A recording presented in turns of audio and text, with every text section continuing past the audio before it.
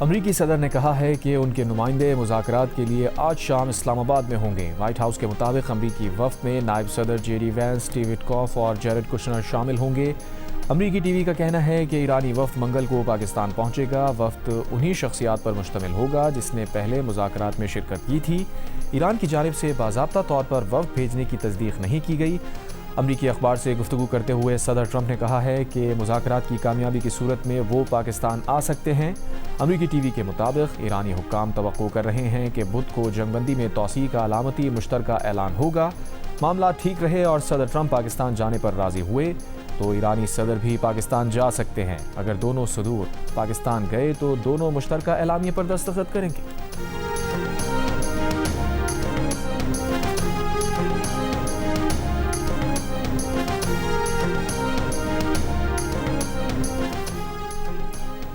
وزیر اعظم شہباز شریف کا ایرانی صدر مسعود پزشکیان سے ٹیلی فون پر رابطہ۔ وزیر اعظم نے صدر پزشکیان اور ایرانی قیادت کا شکریہ ادا کیا۔ انہوں نے 11 اور 12 اپریل کو اسلام آباد میں مذاکرات کے لیے اعلیٰ سطح کا وفد بھیجا۔ وزیر اعظم نے اس عزم کا اعادہ کیا کہ پاکستان اپنے دوست ممالک کے تعاون سے خطے میں امن و استحکام کے فروغ کے لیے مخلصانہ اور سنجیدہ کوششیں جاری رکھے گا۔ وزیر اعظم نے ایرانی صدر کو سعودی عرب، قطر اور ترکی سمیت مختلف عالمی رہنماؤں کے ساتھ حالیہ ملاقاتوں کے بارے میں بھی آگاہ کیا۔ انہوں نے کہا یہ روابط خطے میں پائیدار امن کے قیام کے لیے مذاکرات اور سفارتکاری کے عمل کے حق میں اتفاق رائے پیدا کرنے میں نہایت معاون ثابت ہوئے ہیں۔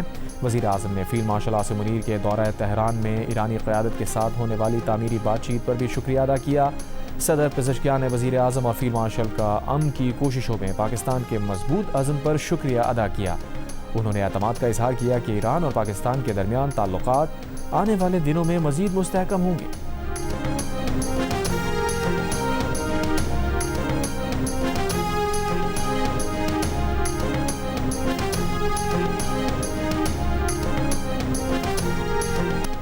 امریکی سینٹ کام نے ایرانی جہاز پر حملے کی ویڈیو جاری کر دی۔ اس سے پہلے امریکی صدر ٹرمپ نے سوشل میڈیا پر بیان میں کہا کہ امریکہ نے ناکہ بندی کی خلاف ورزی کرنے والے ایک ایرانی بحری جہاز کو نشانہ بنا کر اس پر قبضہ کر لیا۔ ٹرمپ نے آبنائے ہرمز سے گزرنے والے بحری جہازوں پر ایرانی فائرنگ کو جنگ بندی کی خلاف ورزی قرار دیا تھا۔ ٹرمپ نے کہا ہے کہ امریکی فوج نے ایک ایرانی بحری جہاز کو روکا جو آبنائے ہرمز پر امریکی ناکہ بندی کی خلاف ورزی کی کوشش کر رہا تھا۔ توشکا نامی اس بحری جہاز نے ناکہ بندی کی خلاف ورزی کی کوشش کی جو اس کے لیے بہتر ثابت نہ ہوئی۔ جہاز تقریباً 900 فٹ لمبا اور ایک طیارہ بردار بحری جہاز جتنا وزنی ہے۔ امریکی بحریہ کے گائیڈڈ میزائل ڈسٹرائر نے خلیج عمان میں جہاز کو روکا۔ جہاز کو روکنے کی وارننگ بھی دی لیکن ایرانی عملے نے سننے سے انکار کر دیا۔ امریکی بحریہ نے جہاز کے انجن روم میں سوراخ کر کے اسے روکا۔ جہاز اب امریکی مرینز کے قبضے میں ہے اور ہم دیکھ رہے ہیں کہ جہاز میں کیا ہے۔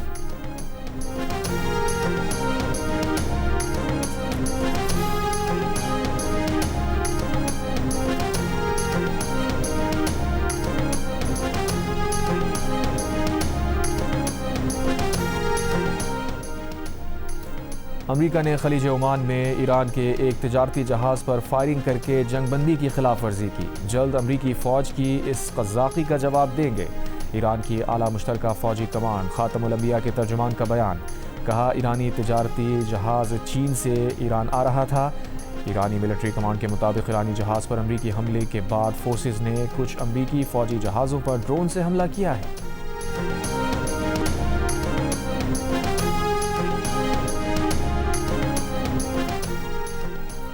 امریکی صدر ڈونلڈ ٹرمپ کا کہنا ہے کہ امریکہ ایران کو بہت اچھی اور منطقی ڈیل پیش کر رہا ہے۔ ساتھ ہی دھمکی بھی لگا دی کہ ڈیل قبول نہ کی تو ایران میں بجلی کے تمام پاور پلانٹس اور پلوں کو تباہ کر دیا جائے گا۔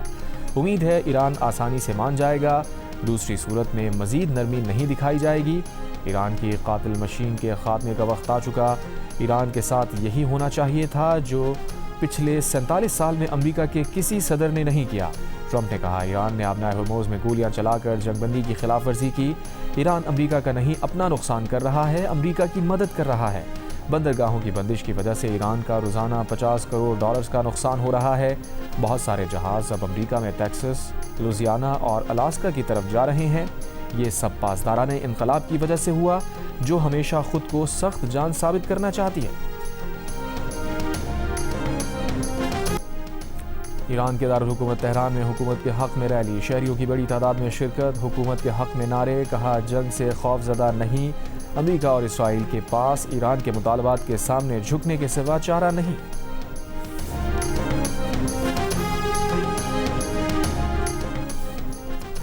ایرانی وزارت خارجہ کے ترجمان اسماعیل بقائی کا کہنا ہے کہ ایران کی بندرگاہوں اور ساحلی پٹی پر امریکی ناکہ بندی سیز فائر کی خلاف ورزی ہے، امریکی اقدام غیر قانونی اور مجرمانہ عمل ہے، UN قوانین کی بھی خلاف ورزی ہے، ایرانی آبادی کو جان بوجھ کر اجتماعی سزائیں دینا جنگی جرم اور انسانیت کے خلاف جرم ہے۔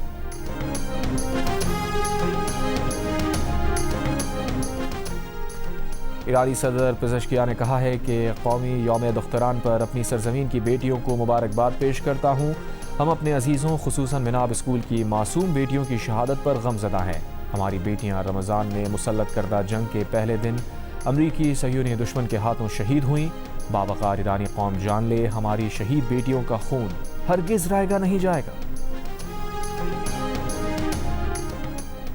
ایران میں امریکی حملے میں شہید ہوئے مناب اسکول کے بچوں کے والدین کا پوپلیو کو خط، شہید بچوں کی آواز بننے پر پوپلیو کا شکریہ ادا کیا، لکھا کہ آپ کا پیغام ہتھیار رکھ دیے جائیں، ضرور سنا جائے گا۔ وائٹ ہاؤس نے ابھی تک مناب اسکول حملے پر معذرت نہیں کی۔ مناب اسکول پر حملے میں بچیوں سمیت 160 سے زائد افراد شہید ہوئے تھے، یہ حملہ 28 فروری کو کیا گیا تھا۔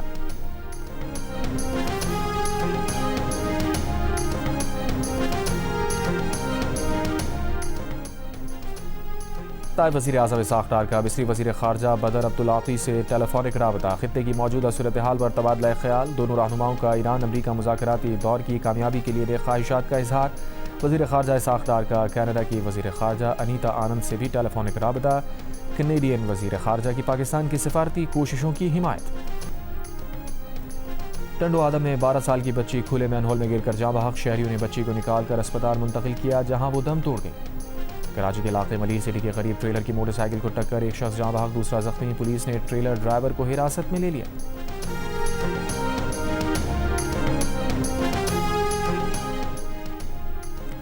جنوبی لبنان میں اسرائیلی فوج کی مسیحی مذہبی علامت کی بے حرمتی، اسرائیلی فوج کا اعتراف، کہا اسرائیلی فوجی نے مسیحی مذہبی علامت کو نقصان پہنچایا، اسرائیلی فوج کی نشاندہی کر لی گئی ہے، فوجی کے خلاف کارروائی کی جائے گی۔ متحدہ عرب امارات نے ممکنہ مالی بحران سے نمٹنے کے لیے امریکہ سے رابطہ کر لیا، امریکی جریدے وال اسٹریٹ جرنل کے مطابق امارات نے ڈالر سپورٹ کے لیے بات چیت شروع کر دی، ایران جنگ بڑھنے کی صورت میں UAE مالی بیک اپ کا خواہش مند ہے۔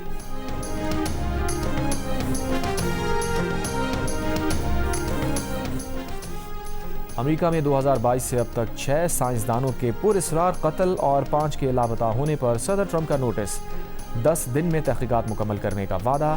امریکی میڈیا کے مطابق ماہرین کو خدشہ ہے کہ شاید امریکی سائنسدانوں کو حساس معلومات کی وجہ سے نشانہ بنایا گیا۔ اور ایکسو سینٹر کراچی میں کیرل شو کا انعقاد، بھاری بھرکم گائے اور بکرے، سانپ اور نایاب پرندے، شہریوں کی بڑی تعداد میں میلے میں شرکت۔